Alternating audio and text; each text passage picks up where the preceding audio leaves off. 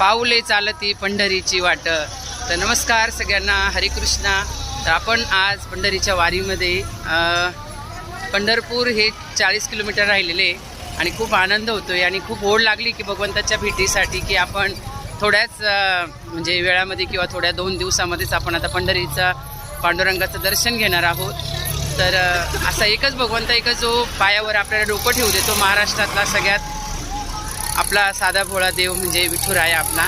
तर आपण 31 किलोमीटर नंतर आपण पंढरीला पोचणार आहोत। तर खूप सुंदर अशी दिंडी आहे, 700 भक्त आहेत ह्या दिंडीमध्ये। नगरवरनं ही दिंडी निघते, तर आम्ही कालच जॉईन झालेलो आहोत। तर हे सगळ्या आमच्या जावा आहे आणि त्या सगळ्या भजन करत चालल्या आहेत पांडुरंगाचं।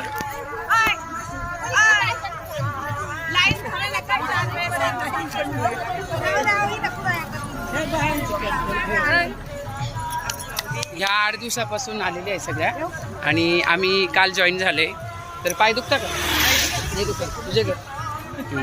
तर इथं तुम्हाला कोणी भेटणार नाही का जो म्हणेल की माझं पाय दुखत आहे किंवा मला त्रास होतोय, असं कोणीच नाही। बघा किती उत्साह आहे आमच्या उज्ज्वला ताई।